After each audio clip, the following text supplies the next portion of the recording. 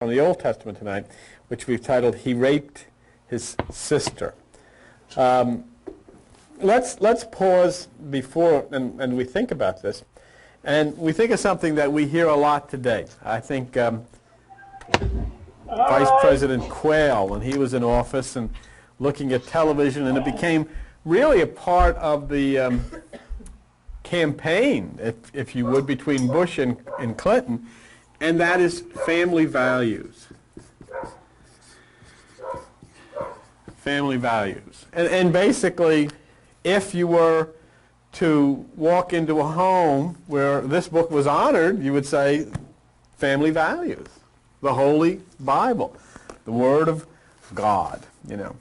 And what we want to do in considering family values is try to protect our children and our family from, say, pornography, you know, violent sex, things like that, certainly would help to establish and create family values. And so we want to protect the family. And I think that everybody in this room and of all of you who are watching, you'd never be able to criticize that. I think we want to go another step further from some of the things that we've learned before, and we want to protect the dignity of women.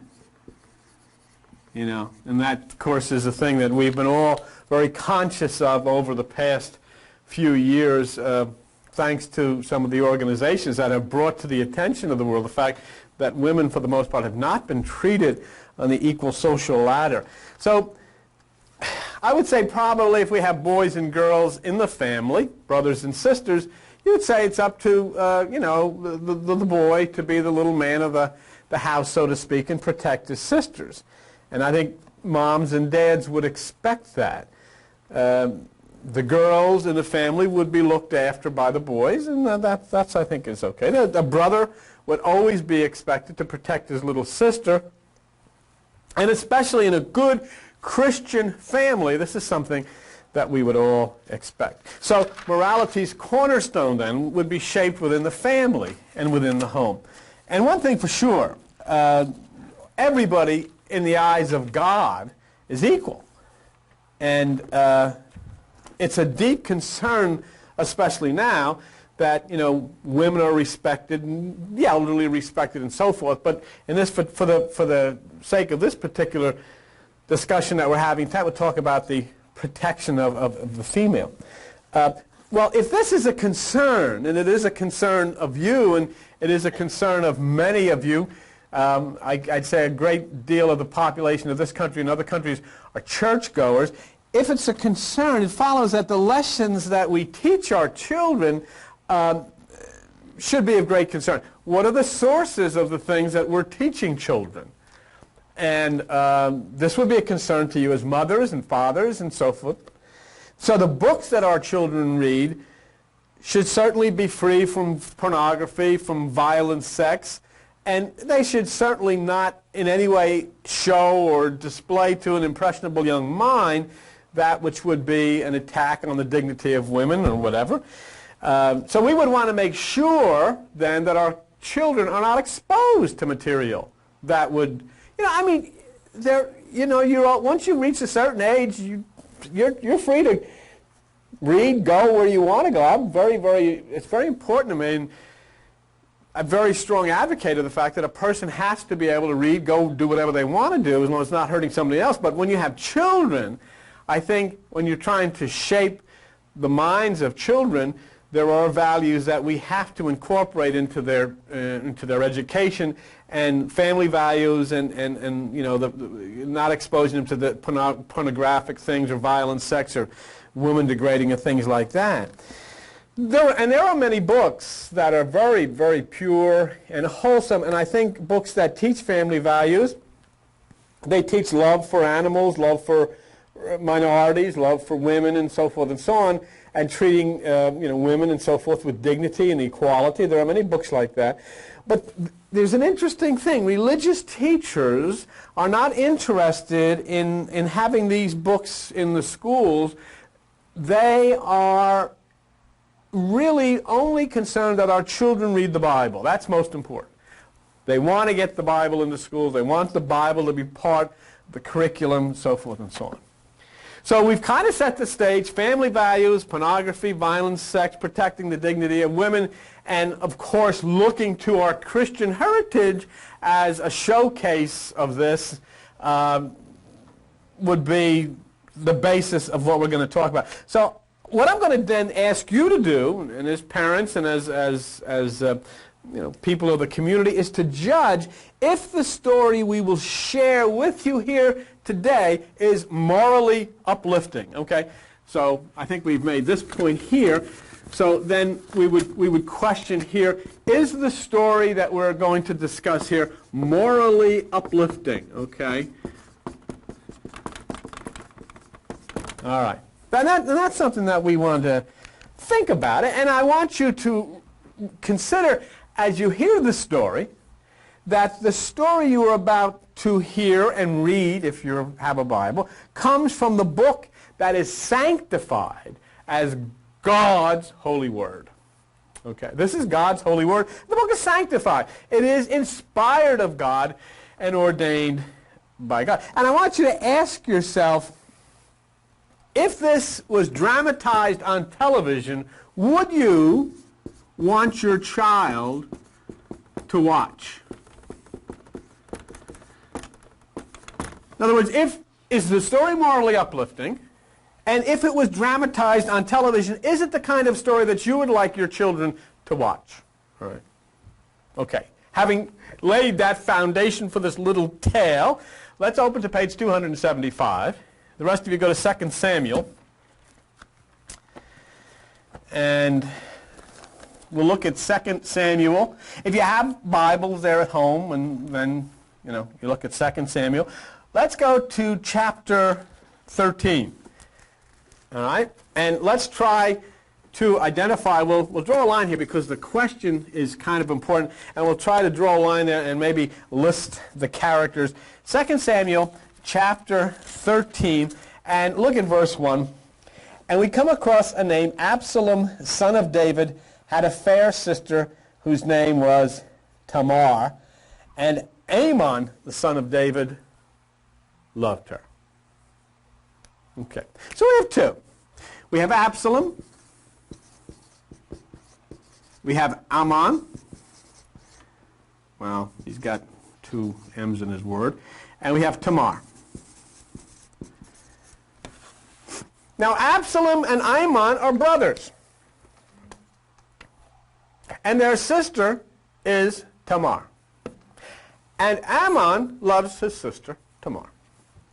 And the love that he has for his sister is not the kind of love that you have for your sister. He has a passionate love for his sister. He has a physical, passionate love for his sister. Verse 2. Amnon was so vexed. In other words, he was so troubled. Say, he fell sick for his sister Tamar.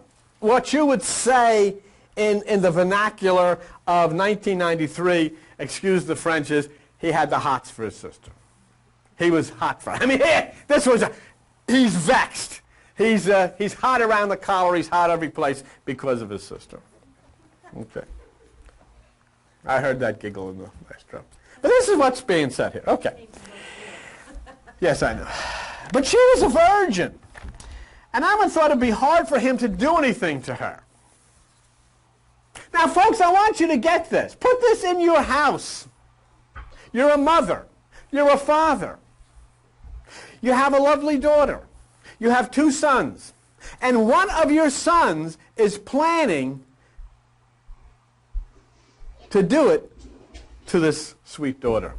In your house! Aren't you glad we didn't do this in the daytime? Yeah. Now already something has happened. We have to be careful, don't we, when we read the Bible. Let's look at verse 3. Amnon had a friend whose name was Jonadab. And he was a very subtle man. It means he was very clever. Let's put this cast of characters' name. Jonadab. Very clever guy. And he says, look, he says to Amon, I'll tell you what you do. First of all, tell me what's the trouble. You know, tell me, you know, here you're the king's son, David's your father. What do you, Amon said, I love Tamar, my brother Absalom's sister. You know, that could cause really a depression in the household. I mean, can you imagine? You have here a story of incest about to unveil before your eyes. So far, let's dramatize it on TV. Is this the kind of story so far? You like your kids? You have little children? Do you like your little children to watch this story? Okay. So here he says, look, I've really got the hots for Tamar. I want to nail her. So Jonadab says, well, you know, you can't. I'll tell you what. Verse 5. Go into your bedroom and lay down in the bed. And make yourself sick. I'm reading out of the Bible now, folks. I'm not making this up. Verse 5. Lay down in the bed and make yourself sick. And when your father comes in and say, hey, I don't feel good, send Tamar up here and tell her to bring me something to eat. I really feel sick. Okay. So he goes up, gets into his nighties, or gets out of his nighties, probably, pulls the blanket with his little teddy next to him, and says, oh, I have such a sore throat. I feel so... Oh, if I could only have some ice cream. Father, he calls David. Dad, do me a favor. I really can't get up, and I feel so sick. I get such a bad throat. Yes, son. What? I'm sorry you feel so well. What could I do for you? Ask Tamar if she'd bring me up some ice cream. Okay. Sure, I'll do it right away. Great. Well, so David in verse 7 gets Tamar, and Tamar in verse 8 goes to her brother Amnon's house, and he was laid down. And she took flour and so forth and so, and she took a pan in verse 9 and all of that stuff. There was a bunch of people around there, and Ammon in verse 9 says, look, I am sick. I don't feel well. My sister is here trying to help me with some ice cream for my throat. Please, the rest of you, get out of here. I'm sick. I don't want all these people around here. Out, everybody, out, out, out, out. And they all left.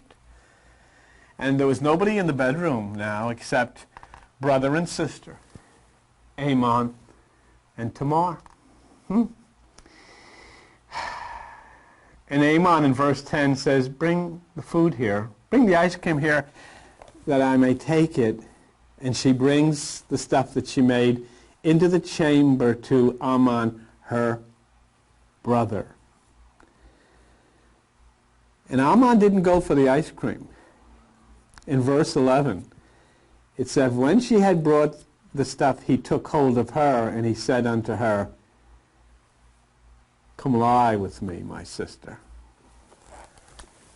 But what about the ice cream? It will melt. And he was melting. He followed the example of his father, King David, who was a rascal of the worst sort, and we've covered that before. And Amon said, come lie with me, and in verse 12 she answered and said, no, my brother, do not force me, for no such thing ought to be done in Israel. Don't do this.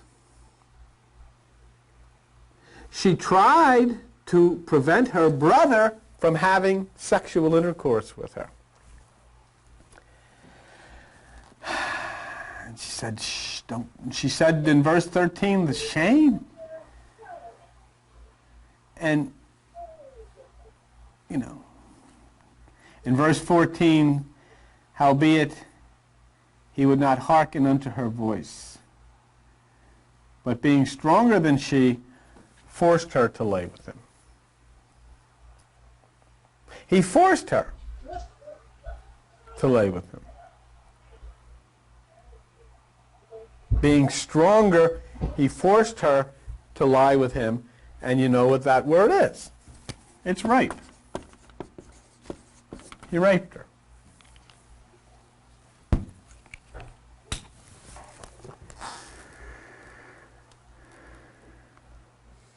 And in verse 15, of course, what happens?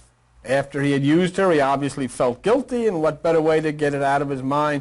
He kicked her out. Get out of here. He forced her to lay with her, and then he said, get out of here. And Naaman said unto her, get out. And she said unto him, there is no cause. This evil in sending me away is greater than what you've done. But he wouldn't listen to her. So what do we have here? We not only have the physical abuse, we not only have the incest, we not only have the rape, but now we have the degrading aspect of throwing her out of the room. Throwing her out of his sight. And there's something very interesting that happens. Look in verse 18. And she had a garment of diverse colors upon her, for with such robes were the king's daughters that were virgins apparelled. And Tamar put ashes on her head in verse 19, and rent her garment and diverse colors that was on her, and laid her hand on her head and went on crying. So here she's totally shamed. And now the interesting part about the degrading aspect of this, the degrading part of this, the degrading aspect of this as far as being a woman is concerned.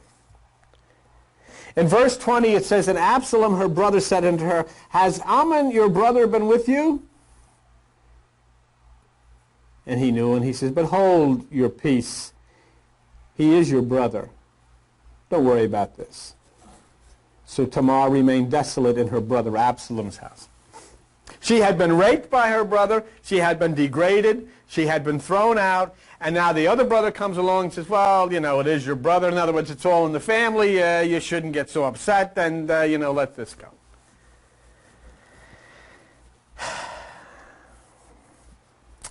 And then it says in verse 21 that David was very wroth about this. King David heard about it. He was very wroth. And Absalom in verse 22 spoke to his brother, neither bad nor good. But he hated Amnon because he had forced his sister Tamar. So there was a hate. So now you not only have rape, you have incest, you have the degrading of women. Now hate enters into the picture. Let's look at it. Can you imagine this done on HBO? What a program, what a show this would be. Okay. And the first thing you would do as a parent, the first thing you would do if you watched your children seeing something like this was turn it off. And then the next thing that would happen is if the people from the church would come and say, what a filthy thing, what a filthy mind concocted something like this. What a terrible thing. Who would watch something like this? What kind of filth, where does this come from? And the story goes on that 2 years later, Absalom avenged Tamar's rape by murdering his brother. You have rape, incest, the degrading of women, you have hate, and now you have murder, all locked in one little story. Rape and incest is quoted from a book that our children are taught to read in Sunday school. Not here, but all over the country, children, and the children are given a little Bible. I mean, when I was a little kid, we were in Catholic school, we had a little missal. I never thought it was a missal, all right? I never knew what it was. It was like a Scud missile, but it was a missile. But, you know what I'm saying to you? You would bring your kids in. Here, Gerard, this is your Sunday school teacher. This is Miss Madeline. And Miss Madeline takes this kid into the room, and he's got one of these books. And there's murder, rape, mayhem of the worst sort. And the most important and critical part is not even so much the rape and the incest, because that went on all over the place, but the problem of it is the degrading part of it, the degrading aspect of, don't worry about it. You know, well, the brother's going to avenge the other brother, the one brother's going to kill the other brother, don't worry about it. And this is a book that we are told to hold in deep reverence. This is God's holy word. You know, you got them on pianos, and grandma's got one, and all over the place. This is it. And just imagine if you're home and your little child comes to you and says, Mommy and Daddy, can I read to you from the Bible? Yes, that would be nice. Okay, wait till you hear this. I got the hots for my sister.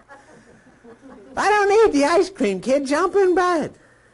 I'm going to have you. Oh, no, don't touch me. Come in here. And he raped her, Mom. This is God's holy word. God's holy word. Huh? It's frickin'. But I'm telling you, this is it. Let me tell you something. Do you want your children having their minds formed by reading about a story about rape and incest and the degrading of women? What do you have to say? We couldn't even, I was doing UFOs. We do the normal church stuff, and I was doing UFOs this morning, and I was doing He Raped His Sister tonight. And for a while, I had thought about switching it, doing UFOs tonight, and He Raped His Sister this morning. But do you know what? We couldn't do it. There was children here this morning. We couldn't do it. And what couldn't we do? We couldn't read a Bible story in church this morning. They don't read these Bible stories in church. They don't even acknowledge they're in there.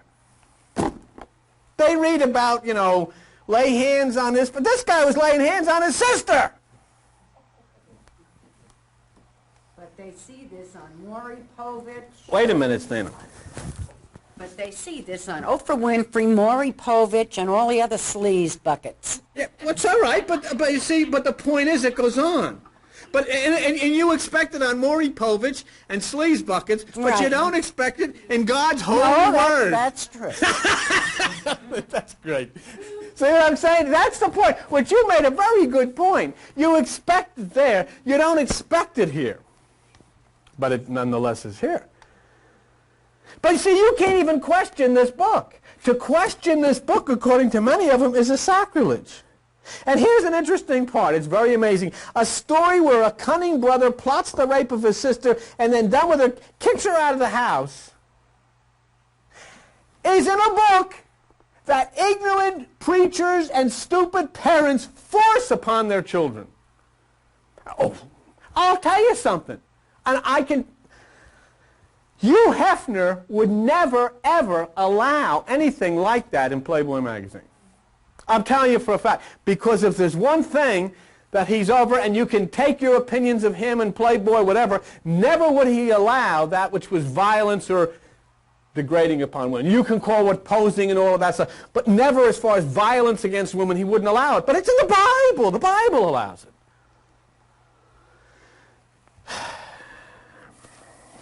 Is that the kind of family values we would wish to introduce to our children? And you hand them the book and say, here, go and read. Now you go read your Bible. Did you read your Bible today? Oh, yes, I did. Sure you did. You think the kid's up there reading the Bible, and he is. He's reading all these stories. And that's nothing. That is a soft, gentle story compared to most of them. But many people can't even answer the question that I would put to them about this, because this is God's holy word and tradition says you can't question it. That being handed to a child is trash. Pure, unadulterated trash. That's what it is. And to say it's inspired by the word, by our Creator, is just trash. Now,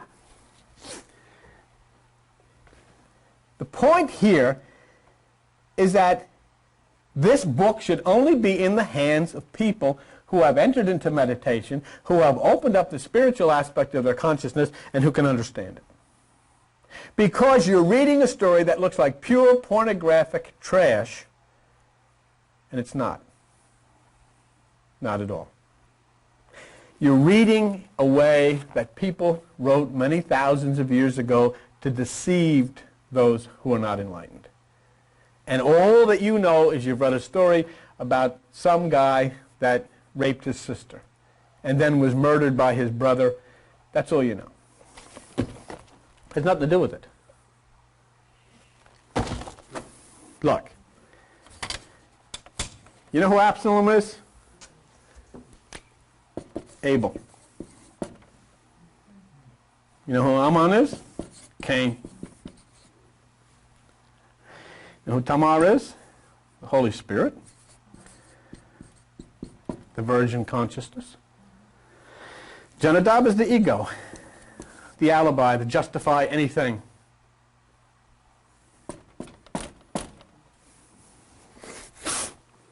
And what happens? Abel's the good guy, pleads for respect and harmony, peace, love, and all that kind of stuff. Cain is the violent one. And what does he do? He takes this, which is the divine spirit, the divine consciousness, and takes it by force. And then it winds up dying. His consciousness is destroyed. Let me show you this story in one verse of Scripture. Somebody tell me what page Matthew 11 is on in those little Bibles, if you have it, if you could yell up. Matthew 11. 786. Okay, go to page 786, Matthew 11, and look at verse 12 in the words of Jesus. And from the days of John the Baptist until now, the kingdom of heaven suffers violence, and the violent take it by force. You can think of a million different ways. Religious techniques, religious traditional techniques and doctrines. You can think of in the New Age, they use smoke and feathers and electric windshield wipers to put over your eyes and all of this kind of stuff. In other words, you can use drugs. Whatever you're doing, you're not lying in that which is the Spirit. If you read there was a little line in that Bible story, and I don't know if you saw it or not, but she said, if you ask the king, he'll allow me to lie with you. Ah. And if you ask the king who is within you in your meditation, you will be allowed to lie with the female aspect of your consciousness, which is Tamar, the spirit. You will be allowed to intercourse with her, and you will have child by her, and the child will be born of the virgin Tamar, spirit. But if you are going to try, as religion tries, through the emotions and through the mind and through the studies and through all of the various ways and techniques to take this thing, you're going to try to take it by force. And what's going to happen? Your consciousness is going to die, because that which is your brother, that which is the higher mind, will strike down against that which is the lower mind and eventually kill it out. The brothers are a symbol of yourself. Absalom is a symbol of yourself, which is your higher mind. Ammon is a symbol of yourself, which is your lower mind. And that which is Tamar, your spirit, is your sister is your spirit, because she is virgin. We know that she is the higher mind. She is the higher spirit. She is consciousness. She is not the lower spirit. And here you have that which is the violent aspect of the lower. When you think that you can come in and gain an intercourse with that which is the divine aspect, spirit, you think you can do it on your own terms, you're raping your sister. Huh? But when you are willing to come on the terms of God and ask the king, which is the divine God within you, you then can lie with your sister, and she will then open to you that which is the intercourse of spirit, and the child shall be born. And you'll always have an ego Jonadab inside of you to give you an excuse or an alibi or how to do it. Do you see? It's a beautiful thing. It's a wonderful story, allegorical psychology. It's allegorical psychology. There is absolutely nothing wrong with the story. Once you realize it is being said that way to get rid of all of the people who will read it literally and then run off and say, oh, this is filth, oh, this is disgusting. Let's not talk about this in our church. We'll just read the... And so they turn the pages and they miss the psychological aspect of what this is about. Only that which is peaceful and loving, and takes the permission from that which is the higher mind, which is the king within you, can lie with his sister, which is the spirit, and can produce that which is the child. Only that one. But he who will not come by way of the king who is within you is raping his sister, and he will die. His spirit will die. His mind will die. He'll never gain the kingdom. He'll never gain the child, and he will never gain that which is his sister, which is the spirit. Isn't that interesting? Really good. Okay. So you see, there is nothing filthy in the Bible. There is nothing horrible in the Bible. These things are written to confuse the masses, as Jesus Christ said, unto you is given to know the secret of the kingdom. To them that are without, all of these things are done in parables. So you look behind the words, and you are taken into the arms of God, who explains to you, this is the way that you must come. You must not take that by force. You must not come with any of your gimmicks. You must not come with any of your ideas. You must not come with any of your prayers, whether they be new age or old age. You must come and seek the permission of the God who is within you, and he will give you permission to lie in the beautiful bliss of nirvana, and there you will intercourse with the heavenly spirit, and you will produce the child who will lead you into nirvana. See? How beautiful it is then, isn't it? Yes, you want to stand up so that people can see it? Well, I know, but you can't have your back to the people. My back isn't to me. What does it mean here now, when Tamar was talking, he would refer, when he wanted a meal, to meat? Ammon would say meat, and Tamar said cake. Was there any meaning to that? Probably, and it's something I probably overlooked, and it's something that we'll figure out. Oh, okay. I don't know. I didn't take, but it's a good point. Well, she raises a very good point. In the interest of trying to do something in a half hour, you do it in a half hour. But in the interest of, there's I'm sure a difference there, and that's something we'd have to look up. Jonadab said meat, Yeah. and Ammon said meat, Uh-huh. and she bought cake. Yeah, okay. I don't know, but that's something we'd have to look up. Okay. We'd have to depend on our dear Mr. Gaskill to explain to us good. what that is. Okay. But that's a good point. And everything in there is a purpose. What she just came upon is very important. There's a reason for that. I didn't really look that up. I don't know. But the main thing I was trying to get through to you is that if you're going to read the Bible literally, then it is filled with all kinds of pornography and filth and garbage, and yet if you understand it spiritually, there's not one bit of it. These are simply stories to send people who don't understand running away, because you cannot come to this unless you come to meditation. And each one of you have come to meditation, and that's why you understand. That's why you're here. You may not even realize how your life has been manipulated. This stuff is open to you for one reason. You've come to meditation. You've entered within yourself, and you've touched that holy place, and you can see these things. But if you had not, you'd never, ever see this, and you would be running the same thing. So it's very important. See how important it is with children. Children should not be exposed to the Bible, because they're going to see things in there that are not fit for children to see. And you cannot stand with a little child and teach children something as adult as what we've talked about tonight. You cannot teach psychology to children. It's ridiculous.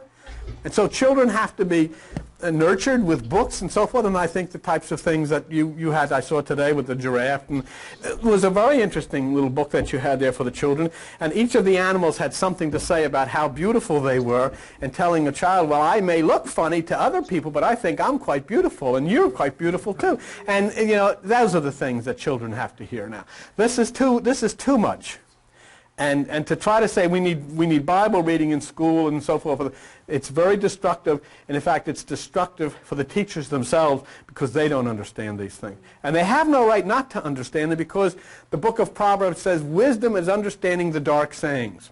And the dark sayings are when you take a story where it's like morally degenerate, and behind that story is a beautiful study of psychology given in allegory. Okay? Okay. Very good. All right. Very good. Thank you very much. And we'll come on with something else. And that's that.